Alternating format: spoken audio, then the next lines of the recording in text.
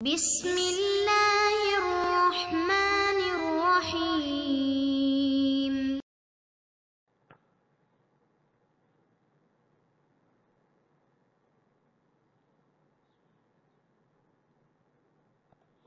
اعوذ باللہ من الشیطان الرجیم، بسم اللہ الرحمن الرحیم، وبہ نستعین۔ الحمدللہ ہماری گفتگو کفایت الاصول کے مقصد سابع میں ہے، جو کہ اصول عملیہ کے بارے میں ہے۔ اصول عملیہ میں ہماری گفتگو براءت و احتیاط کے بارے میں چل رہی تھی۔ پھر براءت میں یہاں پر گفتگو آن پہنچی کہ اگر ہم براءت پر عمل کرنا چاہیں تو اس عمل کے لیے کوئی شرط ہے یا کوئی شرط نہیں ہے۔ مصنف صاحب نے فرمایا کہ براءت عقلیہ کے لیے تو شرط ہے فحص و یأس، یعنی جو مشکوک الحکم چیز ہے پہلے آپ ان کے ادلہ کے بارے میں جانچ پڑتال کریں، جہاں جہاں پر آپ کو احتمال ہے وہاں مجھے دلیل مل سکے گی تو وہاں پر دیکھیں۔ اگر دلیل نہیں ملتی اور آپ نا امید ہو چکے ہیں دلیل سے تو براءت عقلیہ جاری کریں گے۔ پھر براءت نقلیہ کے بارے میں مصنف صاحب نے فرمایا کہ براءت نقلیہ یعنی وہ براءت جو ہمیں مثلا جو ہے کیا ہے وہ خاص طور پر سنت سے ملتی ہے، وہ رفع ما لا یعلمون یا ما حجب اللہ علمہ عن العباد، تو یہ تو سب مطلق ہیں کہ بھائی جو چیز نہیں جانتے ہیں وہ امت سے اٹھائی گئی ہے، یا جس چیز کا اللہ نے علم چھپایا ہے وہ امت سے اٹھائی گئی ہے۔ مطلق کا مطلب یہ ہے کہ اس اٹھانے کے لیے فحص وغیرہ کی شرط نہیں لگے کہ فحص کے بعد وہ اٹھائی گئی ہے اور یأس کے بعد وہ اٹھائی گئی ہے، تو اس سے پتہ چلتا ہے کہ جناب یہ شخص مطلقات کے مطابق عمل کر سکتا ہے۔ لیکن پھر دلیل جو ہے اجماع اور عقل کے ذریعے انہوں نے کہا کہ نہیں فحص ضروری ہے براءت نقلیہ میں بھی۔ پھر اس پہ اعتراض ہوا کہ بھائی جب وہ دلیل عقل موجود ہے پھر تو اجماع کے لیے کوئی گنجائش نہیں ہے۔ پھر بیچ میں گفتگو اس حوالے سے بھی ہوئی کہ بھائی ہمیں جو کہا گیا ہے کہ آپ علم حاصل کرو، آپ تفقہ حاصل کرو، گویا کہ یہ بھی دلیل ہے کہ آپ کو فحص کرنا ہے۔ تو اس پہ پھر اعتراض ہوا کہ چلیں یہ جو آپ کو کہا گیا ہے کہ آپ علم حاصل کریں تو آپ اگر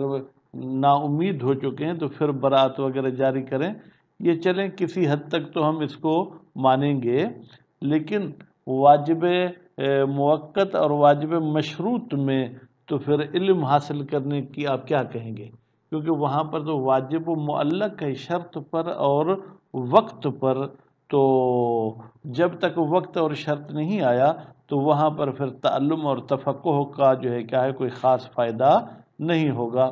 تو پھر اس کے بارے میں مختلف نظریے ہو گئے۔ بعض نے کہا کہ ہم خود اس تعلم اور تفقہ کو واجب نفسی کہیں گے، پھر بعض نے کہا کہ واجب مطلق جو آج بھی پڑھیں گے، واجب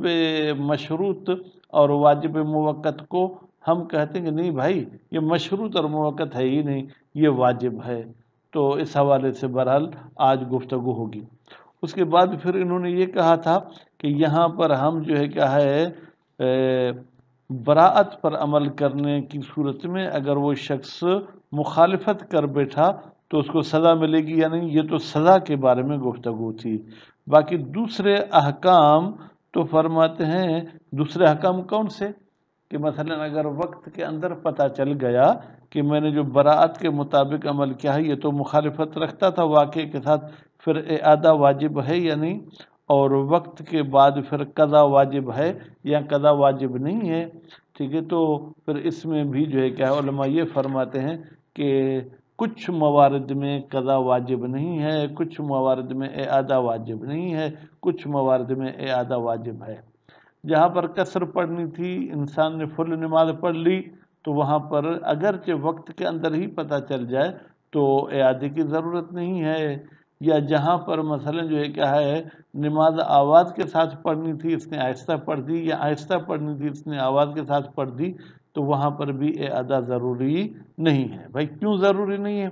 کہتے خود یہ جو عمل معتی بہ ہے اس میں بھی کوئی ایسی مصلحت ہے جو مامور بہ والی مصلحت کی جگہ پر آ کے بیٹھ جاتی ہے، اور لیکن اگر کہا جائے بے عدم الایجاب کہ بھائی یہ مشروط اور موقت واجب ہی نہیں ہوتے الا بعد شرط والوقت، مگر یہ کہ شرط جب حاصل ہو اور جب وہ وقت آ جائے، یعنی دوسرے لفظوں میں یوں کہیں کہ وجوب حج یا وجوب صلاۃ یہ معلق نہیں ہے، کما ہوا ظاہر الادلت و فتاوی المشہور، جیسے کہ ادلہ سے بھی ظاہر یہی ہوتا ہے اور فتاوی سے بھی مشہور یہی ہوتا ہے۔ کیا مشہور ہوتا ہے کہ بھائی وہ تو یہ کہ وجوب مرتب ہے، کما ہوا کا مطلب جو ہے کیا ہے جناب عدم ایجاب نہیں، بلکہ جو ہے کیا ہے معلق ہونا اور مشروط اور اس پر جو ہے کیا متوقف ہونا، یہی چیز جو ہے کیا ہے وہ مشہور ہے۔ فلا محیص، اگر ہم اس کیل کو مانیں پھر کوئی چارہ نہیں ہے ان الالتزام کہ ہم پابند ہو جائیں بکون وجوب تعلم نفسیا، کہ یہ جو وجوب تعلم ہے یہ نفسی ہے، یعنی یہ واجب غیری نہیں ہے، جیسے کہ محقق صاحب اور سید صاحب نے فرمایا، سید جو کہ صاحب مدارک تھے، لتکون العقوبۃ، تاکہ ہو جائے سزا، لو قیل بہا، اگر قائل ہو جائیں ہم کس کے عقوبت کے، علی ترک ہی، تو پھر جو ہے عقوبت کس پر ہوگی؟ خوب جناب ترک ہی، اس واجب کے ترک پر ہوگی، لا علی ما ادى الیہ من المخالفہ، یہاں پر اس شخص کو اس مخالفت پر سزا نہیں ہوگی کہ مثلا اس نے جب ترک حج کیا تو ترک حج پر اس کو سزا ملے، نہیں، ایسا نہیں، اس مخالفت پر سزا نہیں ہوگی۔ تو فرماتے ولا بأس بہی، فرماتے پھر تو ہم کہیں گے کہ جناب محقق اردبیلی اور سید والے قول پر کوئی جو ہے کہ ہمیں اعتراض نہیں ہے، کما لا یخفا، جیسے کہ یہ بات مخفی بھی نہیں ہے، ولا ینافی ہے، کہتے ہیں اور منافات نہیں رکھتا اس کے ساتھ۔ بھائی اب ہے ضمیر کا مرجع تو ہمیں ڈھونڈنا پڑے گا، کہتے ہیں یہ ضمیر کا مرجع جو ہے یہ ہے کہ بھائی یہ جو امر تعلم ہے اس کو نفسی ہونا یہ منافات نہیں رکھتا کس کے ساتھ؟ ما یظہر من الاخبار، اس نظریے کے ساتھ جو احادیث سے ظاہر ہوتی ہے، من کون وجوب تعلم بتحقیق کہ علم کا حاصل کرنا واجب ہے، اور وہ واجب بھی کیوں ہے؟ انما هو لغیر ہی لا لنفسہ، بھائی ادھر آپ تعلم کو واجب نفسی کر رہے ہیں اور ادھر کہہ رہے ہیں کہ نہیں تعلم جو ہے کہ یہ غیر کے لیے واجب ہے، اپنے لیے واجب نہیں ہے، یعنی یہ وجوب نفسی نہیں ہے، تو پھر ہم کیا کریں گے؟ جیسے کہ مثلا حدیث میں ملتا ہے کہ تجارت کرنے والا فاجر ہوتا ہے جب تک وہ فقہ حاصل نہ کرے، تو معلوم یہ ہوا کہ بھائی تجارت کے لیے تعلم ضروری ہے۔ یا مثلا جو ہے ایک اور حدیث میں کسی معصوم کا فرمان ہے کہ الفقہ ثم المتجر، پہلے فقہ حاصل کرو پھر تجارت کرو، حیث ان وجوبہ، جبکہ اس تعلم کا واجب ہونا لغیر ہی، اپنے غیر کے لیے، لا یوجب، یہ سبب نہیں بنتا کس چیز کا؟ کونہ واجبا غیریا، کہ یہ واجب غیری ہو۔ واجب غیری کسے کہتے ہیں؟ کہتے ہیں یہ ترشح وجوبہ من وجوب غیرہ، ٹپکتا ہے جس کا وجوب دوسرے کے وجوب سے، یا یوں سمجھیں کہ ایک اور وجوب کی وجہ سے اس کا وجوب جو ہے کیا ہے وہ وجود میں آتا ہے۔ خوب، نہیں ایسا نہیں ہے، فیکون مقدمیا، تو پھر یہ واجب مقدمی ہو جائے گا۔ تو ہم کہتے ہیں یہ تعلم واجب مقدمی نہیں ہے، بل لتہیؤ لایجابہ، بلکہ یہ تعلم اس لیے ہے کہ ہم آمادہ ہوتے ہیں لإیجاب ہی، اس غیر کے ایجاب کے لیے، ففہم پر دقت کریں اور اس پر جو ہے کیا ہے کوشش کریں کہ آپ اس کو سمجھیں۔ وَأَمَّا الْأَحْكَامُ، چلیں عقوبت کی بحث پوری ہو گئی، اب احکام کی طرف جاتے ہیں کہ آیا اس شخص پر جس نے مخالفت کی اس پر کچھ احکام ہوتے ہیں یا نہیں؟ فلا اشکال، تو یہاں سے یہ پہلا حکم ہے، کہتے ہیں کوئی اشکال نہیں ہے فی وجوب الاعادت، کہ اس عمل کا دہرانا واجب ہے، فی صورت المخالفت، جب اس شخص نے براءت کی وجہ سے جو عمل کیا ہے یہ حقیقت کے مخالف ہے۔ جیسے اس نے پہلے تو شک کیا تھا کہ رکوع کا ذکر جز رکوع ہے یا رکوع نہیں ہے، تو اس نے براءت جاری کی، نتیجے میں جو ہے کیا ہے اس نے وہ ذکر نہیں پڑھا، ٹھیک ہے، جانچ پڑتال بھی کوئی نہیں کی، تو پھر بعد میں پتہ چلا کہ نہیں بھائی رکوع کا تو ذکر جز ہے، تو اس کو دوبارہ نماز پڑھنی پڑے گی۔ بل فی صورت الموافقت، یہ ذرا سخت حکم ہے، بلکہ کہتے ہیں کہ اگر آپ کی نماز موافق واقع بھی نکل آئی، بعد میں پتہ چلا کہ جی ہاں رکوع کا ذکر ضروری نہیں ہے، تو اس صورت میں بھی عبادت کو دوبارہ انجام دینا ہوگا۔ فیما لا یتأتی منہ قصد القربہ، کہتے ہیں اس لیے کہ اس نے قصد قربت وہاں پر نہیں کیا ہے، اس لیے کہ آپ جب اس ذکر کو چھوڑ رہے ہیں تو یہ ایسا ہے کہ اس میں بھی قصد قربت ہونا چاہیے، اور آپ نے قصد قربت کے بغیر اس کو چھوڑا ہے۔ وذالک، بھائی کیوں اعادہ کرے گا؟ لعدم الاتیان بالمامور بہ، اس لیے کہ اس شخص نے انجام نہیں دیا ہے مامور بہ کو، ما عدم دلیل علی الصحۃ والاجزاء، جبکہ اس کے پاس کوئی دلیل خارجی نہیں تھی کہ یہ تمہارا عمل صحیح ہے جو بغیر ذکر کے رکوع کیا ہے، اور یہ تمہارا عمل مجزی ہے، ٹھیک ہے، تو اس لیے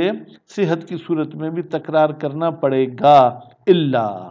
سوائے چند موارد کے کہ جہاں پر اعادے کی ضرورت نہیں ہے۔ وہ کون سے موارد ہیں؟ فرماتے ہیں کہ جو ہے فی الاتمام فی موضع القصر، مثلا آپ نے نماز مکمل پڑھ لی جہاں پر آپ کو قصر پڑھنی چاہیے تھی، جیسے مثلا کوئی مسافر ہے جو مسافت شرعی کا سفر بھی کرتا ہے لیکن اس نے جہالت کی وجہ سے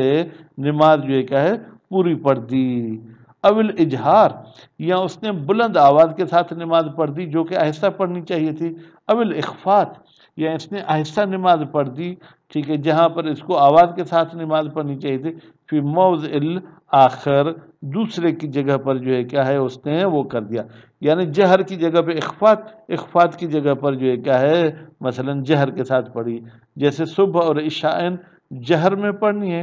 ظہرین پھر جو ہے کیا اخفات میں پڑھنی ہے۔ فورد فی الصحیح،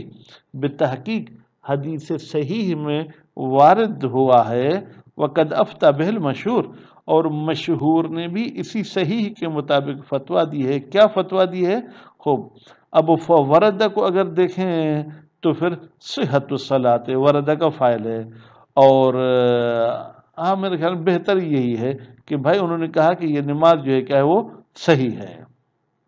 وتمامیتها، اور یہ نماز کمپلیٹ ہے، یعنی اس کی مصلحت میں کوئی کمی نہیں ہے، فی الموضعین، ان دونوں مورد میں، دونوں مورد کون سے؟ اتمام والے اور جہر والا، اب جہر اخفات کو ایک ہی چیز مان لے تو اس لیے موضعن کہا گیا ہے، نہیں تو تین موضع ہو جائیں گے۔ مع الجہل مطلقا،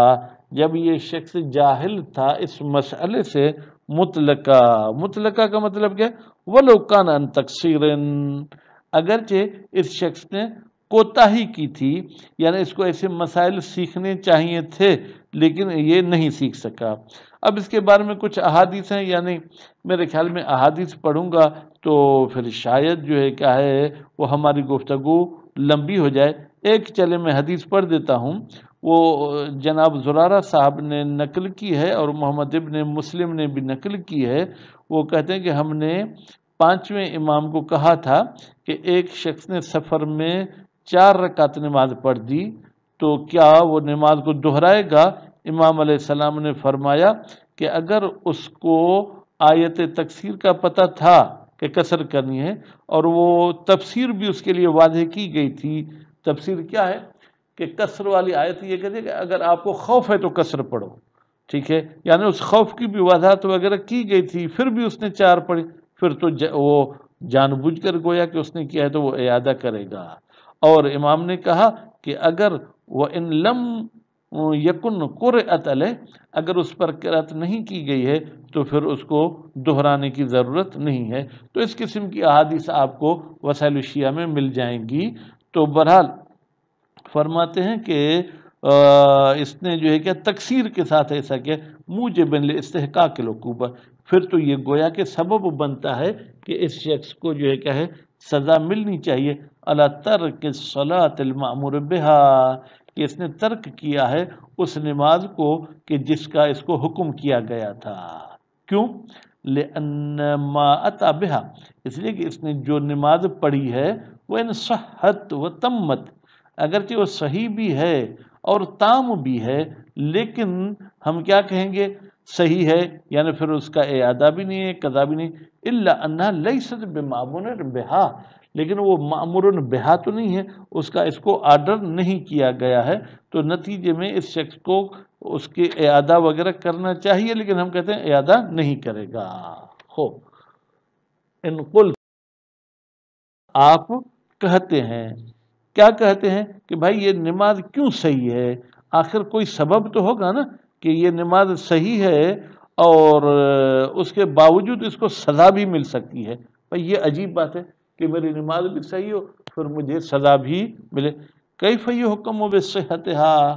कैसे हुक्म लगाया जाएगा कि ये नमाज सही है, मा अदमिल अम्र बिहा, जबकि इस नमाज का इस शख्स को हुक्म भी नहीं हुआ है, ठीक है। और उसके बाद वह कैफ़ यसिहुल हुक्म, और कैसे ये हुक्म किया जा सकता है, कौन सा, बेइस्तिहकाकिल उक़ूबत, कि इस शख्स को सज़ा मिलेगी अला तर्क सलात, कि इसने नमाज को तर्क किया है। कौन सी नमाज? अल्लती उमिर बिहा, जिस नमाज का इसको हुक्म किया गया था। खूब, क्योंकि वाकई नमाज तो नहीं पढ़ी। हत्ता फीमा इदा तमक्कन मिम्मा अमर बिहा, हत्ता का आप कहते हैं कि ये शख्स फिर कुदरत रखता है कि दोबारा इसका इयादा करे, ठीक है, इसको दोबारा पढ़े, तो भी कहते हैं कि नहीं, दोबारा पढ़ने की भी ज़रूरत नहीं है। हो कमा हुआ ज़ाहिर इतलाक़ातिहिम, जैसे कि यही बात उलमा के इबारात से ज़ाहिर होती है कि ये किफ़ायत करती है। खूब फरमाते हैं बेअन अलम बेवजूबिल कसर, यानी इस शख्स को इल्म था कि मुझ पर कसर वाजिब है, अविल जहर, या मुझे बुलंद आवाज़ के साथ नमाज पढ़नी है, या मसलन आहिस्ता पढ़नी है, बादल इत्माम वल इख्वात, जब ये मुकम्मल नमाज पढ़ चुका और जब ये आहिस्ता नमाज पढ़ चुका। खूब वक़द बक़िया मिनल वक्त, जबकि वक्त भी बाकी है, कितना जनाब, मिक़दार इआदतिहा, कि ये शख्स फिर उस नमाज को दोहरा सकता है, तमाम वाली जगह पे कसर पढ़ ले और आवाज़ वाली आहिस्ता वाली जगह पे जो है क्या है ये आवाज़ के साथ पढ़े। ये इस किस्म का इसके पास वक्त भी है, तो भी कहते हैं कि नहीं, दोबारा दोहराने की ज़रूरत नहीं है। ज़रूरत ये बात बदी है, इन्नहु ला तक़सीर हा होना, भाई यहाँ पर इस अब्द की तरफ से कोई कोताही नहीं है, ठीक है। यूजिबुल इस्तिहकाकल उक़ूबा, जो सबब बने कि जनाब इसको सज़ा मिलनी चाहिए। अगर सज़ा मिलेगी तो ये गोया कि अदल और हिकमत के ख़िलाफ़ है। बाकी बहस इंशाअल्लाह अगले दर्स में पढ़ेंगे। सल्लल्लाहु अलैहि मुहम्मद व आले मुहम्मद।